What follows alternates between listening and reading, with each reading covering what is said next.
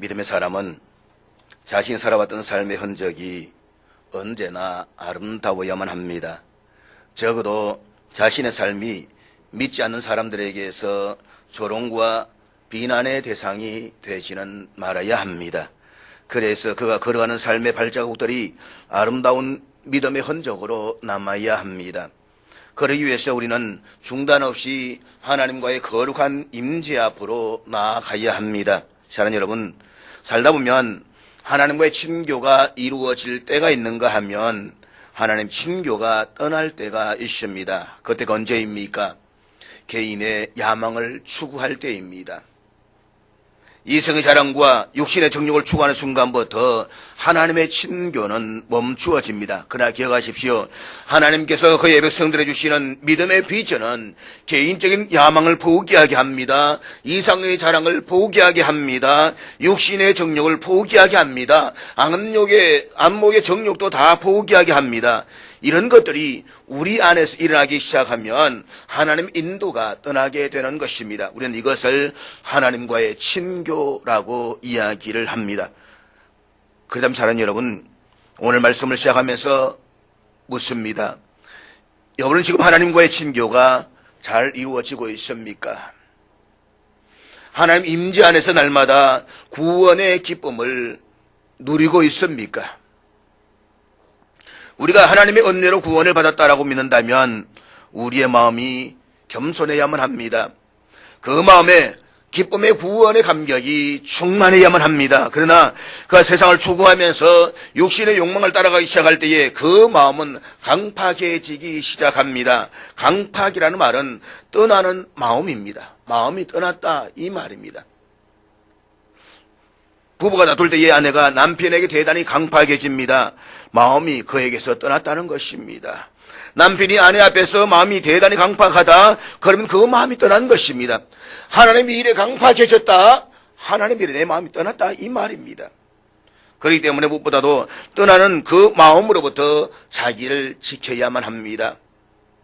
하나님의 백성들은 한시도 한순간도 하나님으로부터 마음이 떠나지 않으려고 애를 써야만 합니다. 사슴이 시냇물을 찾아 헤매듯이 내 영혼이 주를 찾기에 갈급해야만 합니다. 사랑하는 여러분, 성경에 나오는 많은 사람들 가운데 하나님의 신뢰를 받았으면 모세처럼 신뢰한 사람이 어디에 있겠습니까?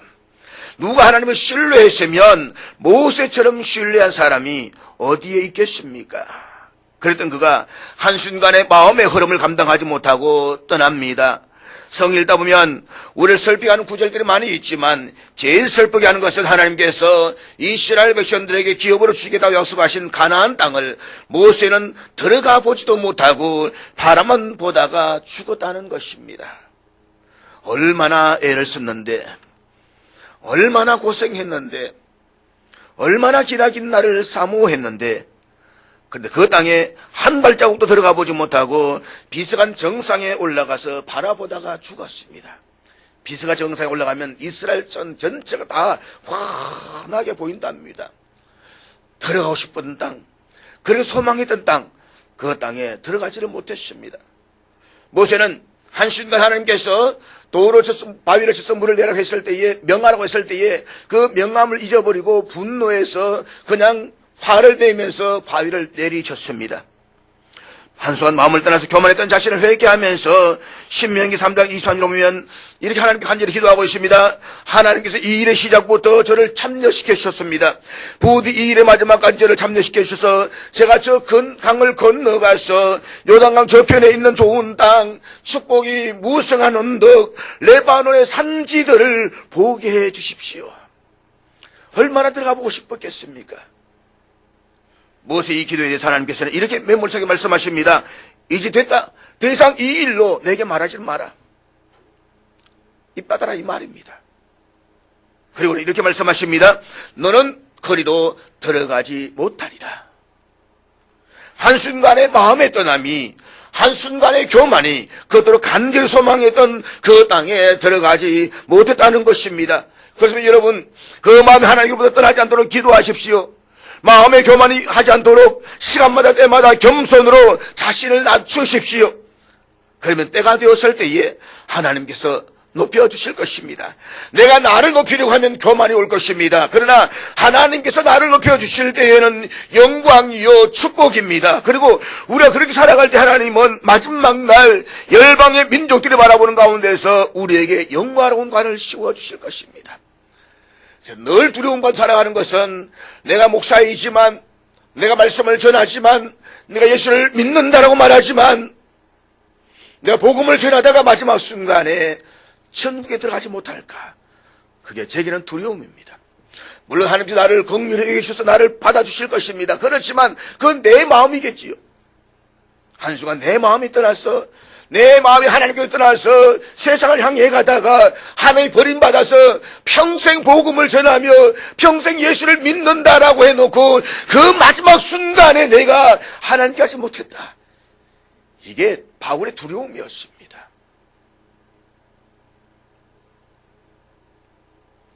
영국의 청교도 혁명에 가담했다가 실패했던 한 정치가가 감옥에 갇히게 되었습니다.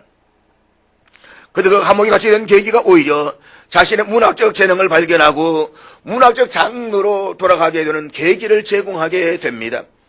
한때 유망했던 정치가요, 작가의 소질을 가지고 있었던 이 영국인은 어느 날 자기의 밀려오는 삶의 스트레스를 이기지 못하고 그의 나이 44살에 실명을 하게 되는 불행을 경험하게 됩니다. 그렇지만 그는 이 불행 속에서도 글을 쓰기 시작합니다.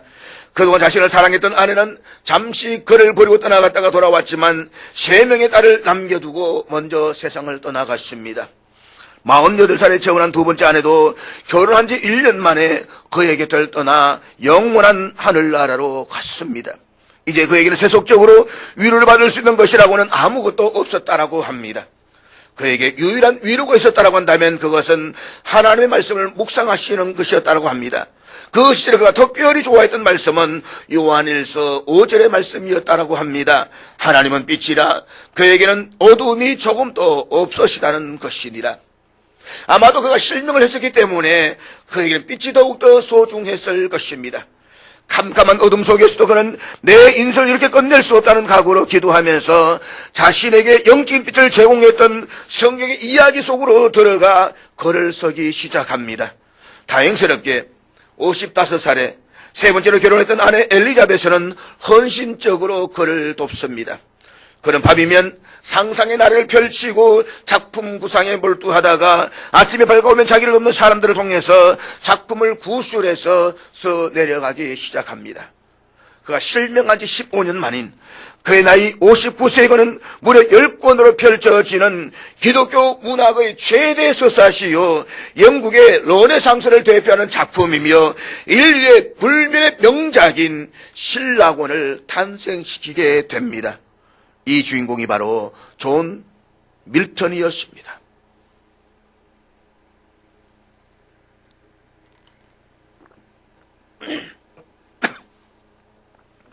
실록은 사탄의 유혹으로 인간이 범죄하고 타락함으로써 가져왔던 낙원상실에 대한 성경적 정언을 생생한 시적 표현으로 엮은 작품이라고 할 수가 있습니다.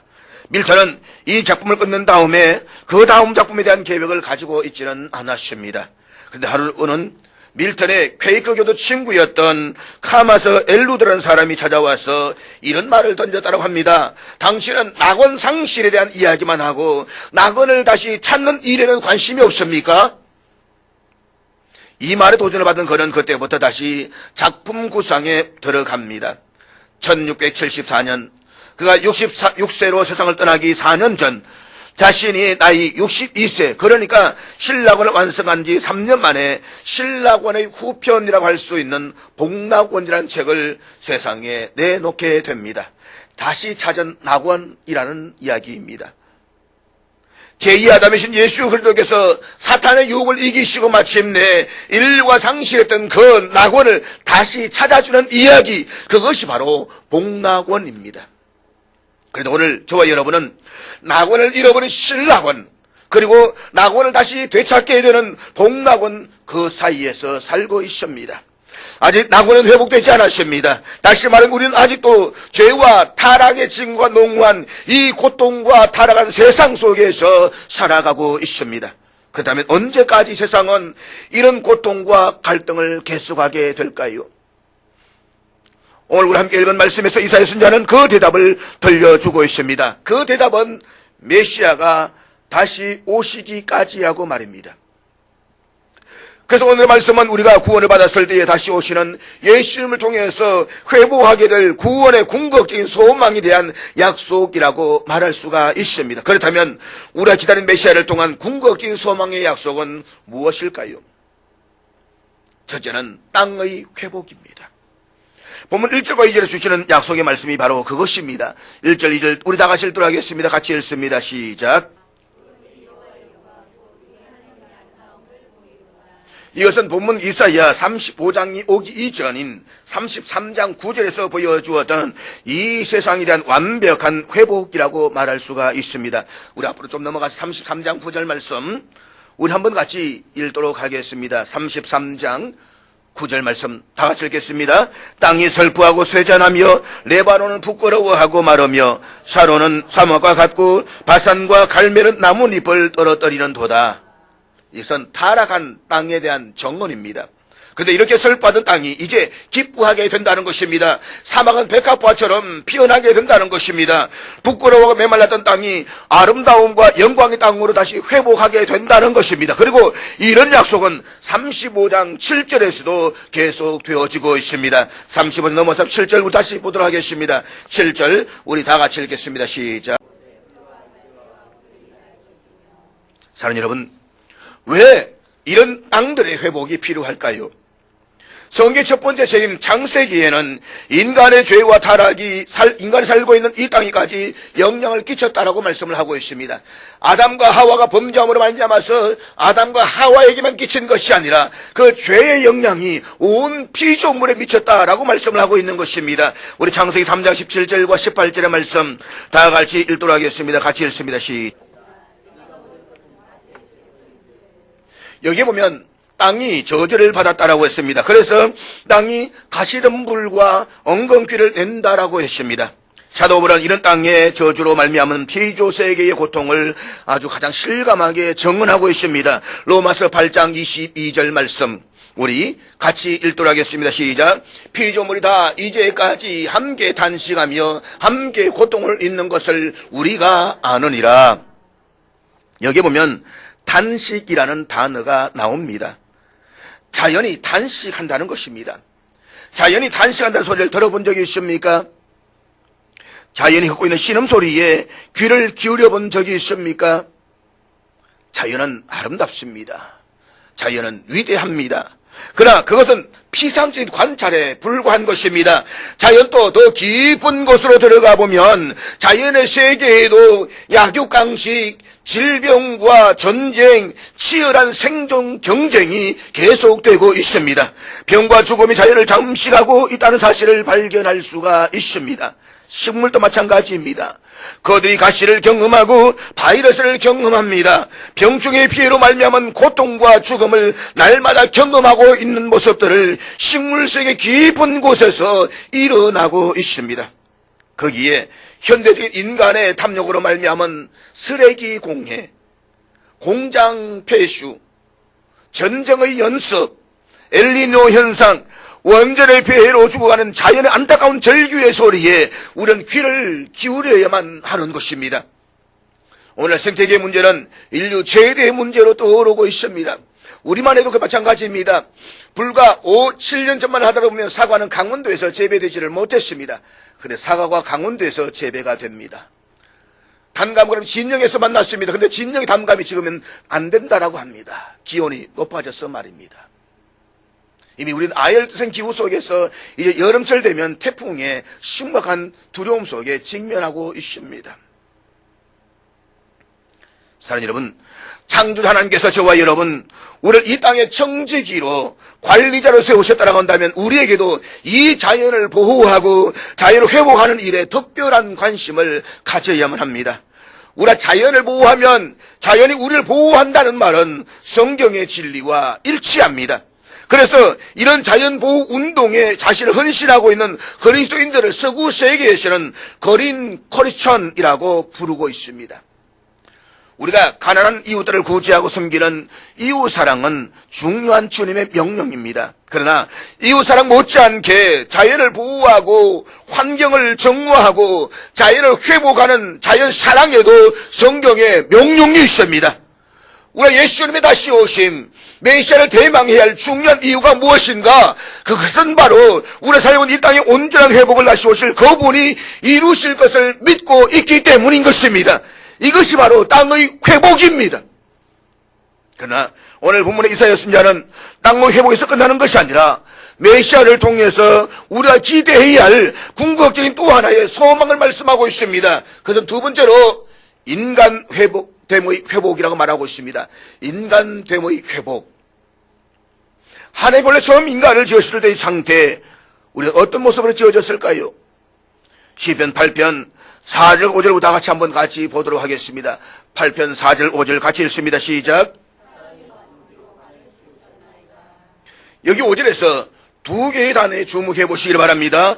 영화와 존귀라는 단어입니다. 한마디로 말하면 하나님은 여러분과 전무가를 영화롭고 존귀하게 지어주셨다는 것입니다. 그러므로 우리 모두는 하나님 앞에서나 사람들 앞에서 영화롭고 존귀한 사람들입니다. 이 사실을 잊어버리지 마십시오. 당신은 영화롭고 존귀한 사람입니다. 그래서 옆에 있는 분에게 한번 이렇게 축복해 보시기 바랍니다. 당신은 영화로운 분이십니다.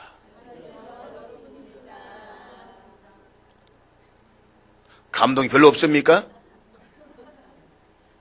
여기서 영화롭다라는 말은 아주 영광스러운 존재라는 말입니다. 세상 그 무엇과 비교할 수 없는 존재라는 말입니다. 그래서 영광스러운 존재라고 이야기합니다.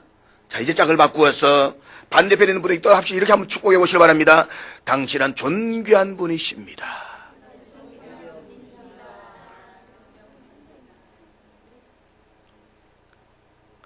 영화롭고 존귀함. 이것이 하나님께서 우리 인간을 창조하셨을 때의 모습입니다. 그런데 여러분, 이 세상에는 왜 이렇게 부끄럽고도 추한 인생들로 가득 차 있을까요? 같은 인간으로서 감히 입에 담기조차 추한 모습들이 왜 우리 가운데서 일어날까요? 그것이 바로 타락한 인간의 모습이라는 것입니다. 우리 육신의 몸도 약함과 질병으로 상처를 받습니다. 우리의 마음은 겁과 두려움으로 가득 차 있습니다. 이것이 바로 타락한 인간의 실제 모습인 것입니다. 그래서 사도 바울은 로마서 8장 23절에서 우리가 아직도 기다리고 있는 궁극적인 소망을 이렇게 그려내고 있습니다. 같이 읽겠습니다. 시작. 몸의 속량, 몸의 구원을 기다린다는 말입니다. 우리 예수를 믿는 순간 우리의 영혼은 구원받았습니다. 예수를 믿는 순간 우리는 용서를 받고 하나님의 자녀가 되었습니다. 그러나 우리의 몸은 아직도 병들과 고통과 같은 타락의 현상 속에 지배를 받고 있습니다. 그래서 우리의 몸이 신음하면서 마지막 구원의 소망을 기다리고 있다는 것입니다. 이사야 선지자는 그날의 소망을 가지고 있는 사람들에게 본문의 말씀을 통해서 이렇게 위로하고 있습니다. 그것이 본문 3절과 4절 말씀인데 우리 같이 읽도록 하겠습니다. 3절 4절 다 같이 읽겠습니다. 시작. 구원자신 예수님께 다시 오시면 우리의 약한 손을 강하게 해 주실 것입니다. 우리의 떨리는 무릎이 다시 견고하게 될 것입니다. 그렇습니다. 구원의 하나님이 다시 오시는 날 우리는 인간됨을 온전히 회복하게 될 것입니다. 우리의 약함은 강함으로 바뀌게 될 것입니다. 우리의 질병은 치유될 것입니다. 우리 이 땅에서 더 이상 겁과 두려움의 노예가 되지 않을 것입니다. 본문에 이어서 계속되어지는 이 약속의 말씀을 우리는 5절과 6절을 통해서 한번 읽어보도록 하겠습니다. 5절 6절 같이 읽겠습니다. 시작.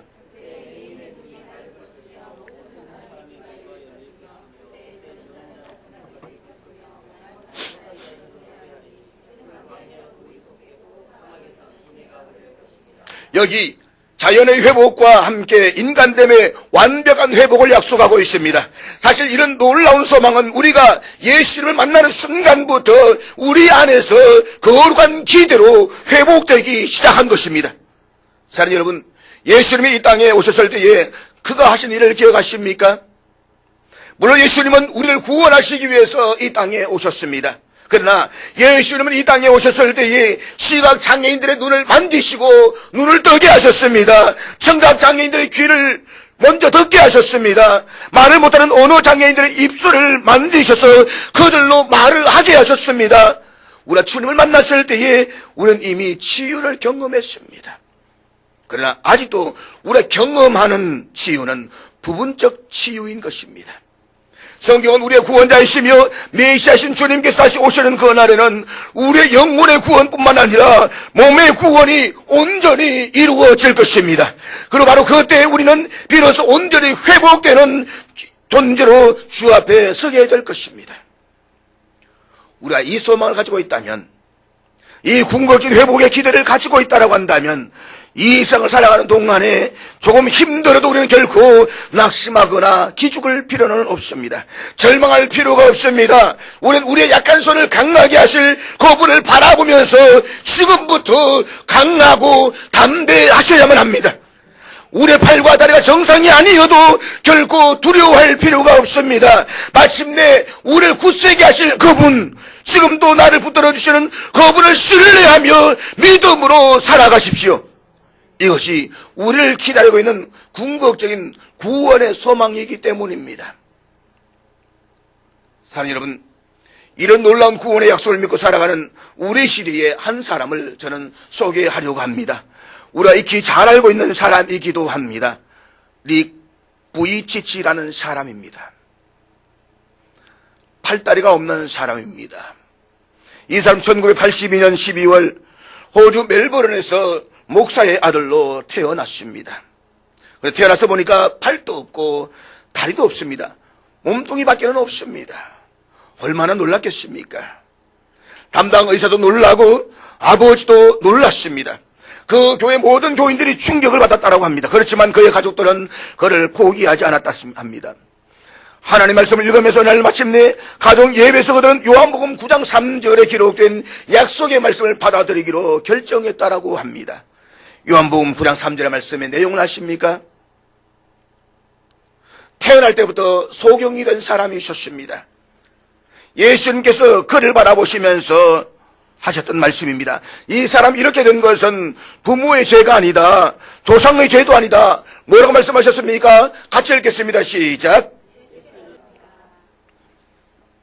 하나님이 하시는 일을 나타내고자 하심이라. 온 가족이 이 약속의 말씀을 붙들었습니다. 그로 비록 팔다리는 없지만 몸의 다른 모든 기능들이 정상적으로 움직이고 있다는 것을 주 앞에 감사드렸습니다. 그런 날 닉은 하나님의 말씀을 읽다가 하나님 앞에 더 깊은 감사를 드리게 됩니다.